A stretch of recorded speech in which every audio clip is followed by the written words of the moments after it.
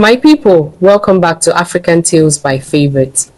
Remember Oluchi, the maid they called Cinderella, the one they beat and threw into the rain? What will she do now? Will she give up? Or will she fight back and destroy the family that destroyed her? Let's continue this story. The rain soaked through Oluchi's thin dress within minutes. She walked without direction, her small bag clutched to her chest, tears mixing with rainwater on her face. The red earth turned to mud beneath her feet. She had nowhere to go, no money for transport, no place to shelter. The market was closing when she arrived, stumbling between stalls where women were packing up their unsold goods. Some stared at her with pity. Others looked away, not wanting to invite trouble by associating with a girl who looked so desperate. Please, she approached one elderly woman. Do you have any work? I can clean, cook, carry loads, anything. The woman looked her over the soaked clothes, the tear-streaked face, the trembling hands. What happened to you? I lost my job. I need money for my mother's medicine. Where is your family? 3 villages away, in Umunnachi. The woman's expression changed slightly. Umunnachi, what is your family name? Oluchi hesitated. Her mother's warning echoed in her mind. Hide yourself. But what did it matter now? She had nothing left to lose. Okoro, she whispered. My father was Chief Okoro. The woman's eyes widened. Chief Okoro? But I heard, wasn't there a daughter, a university student? I'm here. I'm Oluchi Okoro. Chineke? The woman grabbed her arm. Child, why are you here like this? Why are you working as a housemaid? Don't you know people are looking for you? Looking for me? Your father's land, your inheritance. His cousins have been telling everyone you abandoned it, that you ran away to the city and don't care about your family's legacy. They're trying to claim it in court. The words hit Oluchi like a physical blow. What? They say because you disappeared, because no one knows where you are. The land should go to them. They've already started building on the edges of your father's compound. Oluchi's legs gave out. She sank onto a wooden bench, her mind reeling. All this time, hiding to protect herself and her mother, she'd been losing everything anyway. The land her father died protecting, the home her ancestors built, her inheritance disappearing while she scrubbed floors and endured abuse. And for what? She didn't even have money for her mother's next dose of medicine. The woman pressed a few naira notes into Oluchi's hand. It's not much, but take it, buy some food, find shelter tonight. Thank you, Oluchi whispered. As the woman walked away, Oluchi sat in the rain, staring at nothing. The market emptied around her, darkness fell, the rain continued, relentless and cold. She thought about her father. Strong, wise Chief Okoro, who taught her, never let anyone make you forget who you are. She thought about her mother's warning, hide yourself until you're strong enough. But when would she be strong enough? When would hiding end? She'd lost her job, her dignity, her home. She was losing her inheritance. And soon, without money for medicine, she would lose her mother too. The anger came slowly, then all at once, hot and fierce, burning through the cold rain and despair. She was Oluchi Okoro, Chief Okoro's daughter. She had a university degree. She had intelligence, strength, and a legacy worth fighting for. And she was done hiding. Forgive me, Mama, she whispered to the rain. But I can't stay small anymore. I can't let them win. She stood up, her decision made. She would go back to Umunnachi. She would reclaim her name. She would fight for her father's land and her mother's care. And the Okonkwas, the man who'd lied and the woman who believed him without question, they would learn exactly who they'd thrown away. The rain continued to fall, but Oluchi Okoro was no longer just enduring the storm. She was becoming it. Dawn found Oluchi at a motor park, using the market woman's money to buy transport to Umunnachi. The journey took 3 hours in an overcrowded Danfo bus, pressed between market women with baskets of goods and men smelling of sweat and palm wine. Normally, she would have felt uncomfortable. Today, she felt nothing but fierce determination. The landscape changed as they approached her village. Red earth gave way to green vegetation. Familiar palm trees lined the roads. The air smelled different, cleaner, carrying memories of childhood and safety. When the bus stopped, Oluchi stepped out and breathed deeply. Home. She'd forgotten how much she'd missed it. But as she walked toward her family compound, she noticed changes. Her father's land, the acres he'd farmed and protected, now had markings. Wooden stakes driven into the ground, survey ribbons tied to trees, fresh footpaths cutting through areas that had been untouched. Her cousins were already dividing the land. Rage surged through her. She walked faster, reaching the compound gates. The place looked abandoned, weeds growing in the courtyard, the walls needing paint. Only the small room where her mother lay showed signs of life. The neighbor woman, Mama Tunde, was spooning broth into her mother's mouth when Oluchi entered. Chineke, Mama Tunde nearly dropped the bowl. Oluchi, you've come. Her mother turned her head, and tears immediately filled her eyes. Noah? Oluchi rushed to her side, kneeling by the mat. Her mother looked thinner than when she'd left, her cheekbones sharp, her eyes sunken. But she was alive. Mama, I'm here. I'm so sorry I stayed away so long. What happened, my daughter? Her mother touched Oluchi's face, where a bruise still showed from Mrs. Okonkwo's slap. I lost my job, but that doesn't matter now. Mama, I know about the cousins. I know what they are trying to do. Her mother's expression filled with fear. No, you must go back. You must hide. I'm done hiding, Mama. Oluchi's voice was still. I'm done being small and invisible while they steal everything Papa left us. I'm done letting people treat me like I'm nothing. But they're dangerous, Oluchi. They have connections, money, they'll... And what do I have? Oluchi stood, her eyes blazing. Papa's blood in my veins, his name, his legacy, and something they don't have, the truth. Mama Tunde spoke up. The girl is right. Everyone in this village knows those cousins are thieves. But they're afraid to speak up because no one knew where you were. They thought you'd abandoned everything. I was trying to save my mother's life, Oluchi said. I was working like a dog, sending every kobo I earned for her medicine. While I was suffering, they were plotting to steal from us. Her mother tried to sit up. What will you do? First, I'm going to Elder Chukwu. He was Papa's closest friend. He'll know what to do legally. Second, I'm going to visit every person in this village who knew Papa, who respected him, and I'm going to tell them I'm back, that I never abandoned our land, that I'm reclaiming everything. And the Okonkwas? Mama Tunde asked. The people who threw you out? Oluchi's smile was cold. They don't know who I am yet. They think I'm just a poor housemaid with no family, no name, no power. Let them keep thinking that for now. They'll learn the truth soon enough. Her mother gripped her hand. Oluchi, I was wrong to make you hide. I thought I was protecting you, but I almost destroyed you instead. You were trying to keep me safe, Mama, but I'm not a child anymore. I'm Chief Okoro's daughter, and it's time everyone remembered what that means. Your father would be proud, her mother whispered, tears streaming down her face. Then watch me, Mama. Watch me fight. Elder Chukwu's compound was at the edge of Umunnachi, a sprawling space filled with orange trees and the sound of grandchildren playing. When Oluchi arrived, the old man was sitting under his favorite udara tree, cracking kola nuts with his teeth. Oluchi knelt respectfully, her head bowed. The elder looked up, squinting. Then his eyes widened. Chimo, Oluchi, is that you? Yes, sir, I've come back. Come back? He stood with surprising energy for his age. Child, where have you been? We thought people said you'd run away to Lagos, that you'd abandoned your mother and your father's land. I never abandoned anything, sir. I was working in another town, earning money for my mother's medicine. Working? What kind of work? As a housemaid, sir. The words made him stop. A housemaid, Chief Okoro's daughter, working as a housemaid. My mother was dying, sir. I did what I had to do. Elder Chukwu shook his head slowly. And while you were sacrificing yourself, those vultures your father's cousins have been circling. They filed papers claiming the land. They say you abandoned your inheritance. I know, sir. That's why I'm here. I need your help. The elder studied her face, the determination there, the steel in her eyes that reminded him so much of her father. Your papa was my closest friend, he said finally. Before he died, he made me promise to watch over you and your mother.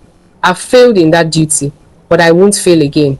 Come, let's talk about what must be done. They spent 3 hours planning. Elder Chukwu explained the legal process, the documents Oluchi would need, the witnesses who could testify that she'd never abandoned the land. But the law moves slowly, he warned. Your cousins have been spreading poison. They've told people you don't care about your heritage. Then I'll show them I do care, Oluchi said. I'll visit every compound. I'll remind people who my father was, what he stood for. And they'll listen, Elder Chukwu smiled. Because you're his daughter, you have his spirit. Words spread through Umunnachi like harmattan wind. At the market, women whispered, "Did you hear? Chief Okoro's daughter has returned." They said she ran away, but it was a lie. She was working to save her mother. Working as a housemaid, can you imagine? Such humility. Just like her father, putting family before pride. The cousins heard the rumors and laughed them off. So, she's back? Boniface, the oldest, sneered. The poor girl who ran away, what can she do? We have lawyers, we have documents, we have connections. Let her try to fight us, his brother agreed. She's nothing but a girl with no resources. But in the villages, whispers grew louder. Someone remembered seeing Oluchi at a university graduation ceremony. She has a degree, a proper education. Someone else recalled Chief Okoro's dying words. My daughter will surprise everyone. She's stronger than she looks. At the local clinic, a nurse mentioned treating a woman 3 villages away who'd been sending money faithfully for her mother's medicine. The daughter's name was Oluchi. She sent every kobo she earned, even when it meant she had nothing for herself. The market women began to piece it together. Wait, you mean she was working as a housemaid? Chief Okoro's daughter was cleaning floors to save her mother? What kind of person does that? The kind of person who deserves her father's land. In the Okonkwo household, 3 villages away, no one had heard any of this yet. Mr. Okonkwo continued his business. Mrs. Okonkwo hired a new housemaid, older, uglier, someone who wouldn't tempt her husband. Mrs. Okonkwo told her friends, "Shameless thing tried to seduce my husband." "You did the right thing, throwing her out," her friends agreed. They had no idea that the girl they destroyed was about to rise. 3 weeks after Oluchi returned to Umunnachi, everything began to unravel for the Okonkwos. It started small. Mr. Okonkwo's biggest shipment containers of goods worth millions got stuck at the port. The customs officials, who usually waved his shipments through, suddenly demanded proper documentation, full inspections, payment of all duties. "What's going on?" Mr. Okonkwo demanded on the phone. "We have an arrangement." "Arrangements change," the customs officer said coldly. "Someone filed a complaint about your business practices. Everything must now be done properly." The inspection revealed discrepancies. Undeclared goods, falsified import documents, tax evasion stretching back years. The fines were astronomical. Mr. Okonkwo scrambled to fix it, throwing money at lawyers, at officials, at anyone who might help. But doors that had always opened for him now remained closed. Then his wife fell ill. Mrs. Okonkwo woke one morning with a terrible headache. By afternoon, she had a fever. By evening, she was vomiting, seeing strange visions. "The housemaid," she screamed in her delirium. "That Cinderella girl, she's standing in the corner watching me." "There's no one there," Mr. Okonkwo said, his own fear rising. "She's there. I can see her. And she's not alone. There's an old man with her, wearing chief's clothing. He's pointing at me. He's saying I threw out his daughter." The doctors couldn't explain it. No malaria, no infection, just fever and hallucinations that wouldn't break. Meanwhile, word reached the Okonkwo compound through a visiting relative. "Do you know what people are saying in Umunnachi?" a relative mentioned casually at dinner. "Chief Okoro's daughter has returned. Apparently she'd been working as a housemaid somewhere, hiding her identity to protect herself and earn money for her sick mother." Mrs. Okonkwo, still weak from her mysterious illness, went pale. Chief Okoro, the late chief from Umunnachi. "Yes, respected man. Had only one daughter, Oluchi, I think her name is. Very educated. They say she worked as a housemaid with such humility, never telling anyone who she really was." Mr. Okonkwo's hand froze on his glass. "What does she look like?" he asked, his voice strained. "Young, beautiful, well-spoken, they say. about 23 years old. The glass slipped from Mr. Okonkwo's hand and shattered on the floor. "What's wrong?" his wife asked. But he couldn't speak. His mind was racing. Cinderella, the housemaid he'd harassed, the girl he'd falsely accused when she refused him, the woman his wife had beaten and thrown into the street, Chief Okoro's daughter. He stumbled to his study and closed the door. His hands shook as he poured palm wine. He destroyed the daughter of a respected chief. He'd lied about her. And now his business was collapsing, his wife was mysteriously ill, and everything he'd built was falling apart. "It's her," he whispered. "She's doing this somehow, or her father's spirit is taking revenge." In his fear and guilt, he couldn't eat, couldn't sleep. Every shadow looked like accusation.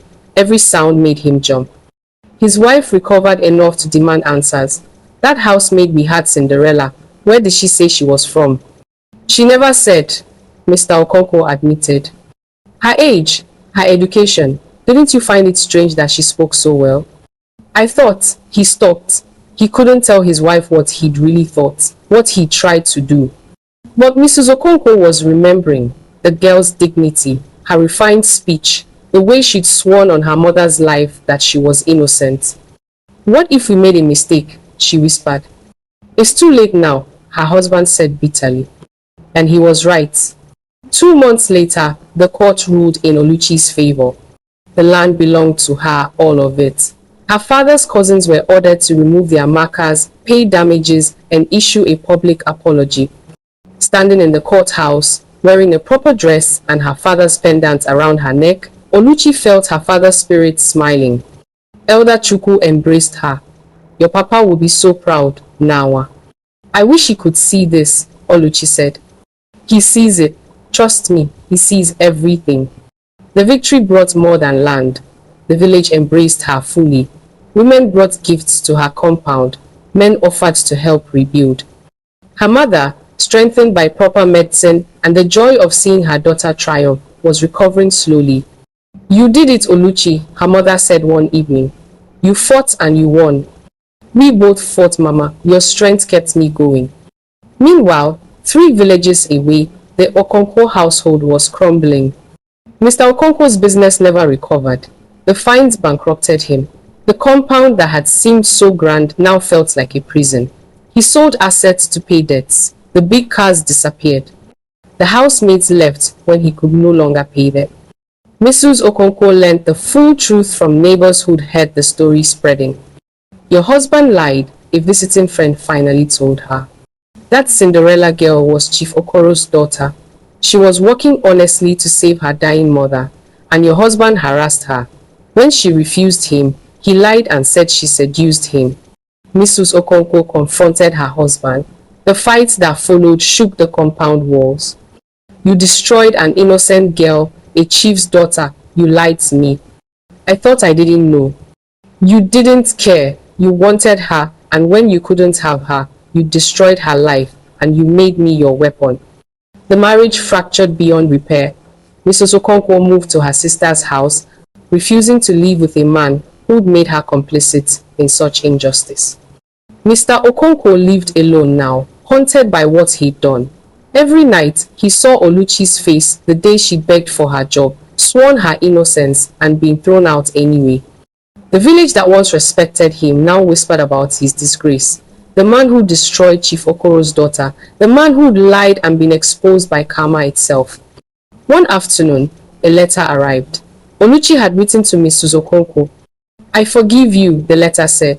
"Not because you deserve it, but because carrying anger would make me like the people who hurt me. You believed your husband because you trusted him. But you should have listened before you judged. I hope you've learned. Never condemn someone without hearing their truth. Never let pride blind you to justice. And never ever oppress someone just because they seem powerless. Because the person you destroyed today might be the one who could have blessed you tomorrow." Mrs. Okonkwo wept reading those words. She'd thrown out an innocent girl, a chief's daughter who'd been sacrificing everything for her mother, and that girl had still found it in her heart to forgive. Years passed. Oluchi rebuilt her father's compound into something beautiful. She opened a school for village girls, the dream she'd once abandoned. Her mother lived to see her daughter become a pillar of the community, respected and loved. And the story spread through the region like wildfire, told and retold at markets and gatherings. The story of the housemaid they called Cinderella. And so the people learned that truth buried never stays buried. The universe protects the innocent and exposes the guilty. Those who abuse power will lose it. And the person you destroyed today might be the one who held your fate in their hands. Never judge by appearances. Never oppress the powerless, because karma doesn't forget and neither do the ancestors. If this story touched your heart, please give it a thumbs up, share it with your friends, and don't forget to subscribe for more amazing stories about love, family, and life lessons. Hit that notification bell so you never miss our latest uploads. Thank you for watching.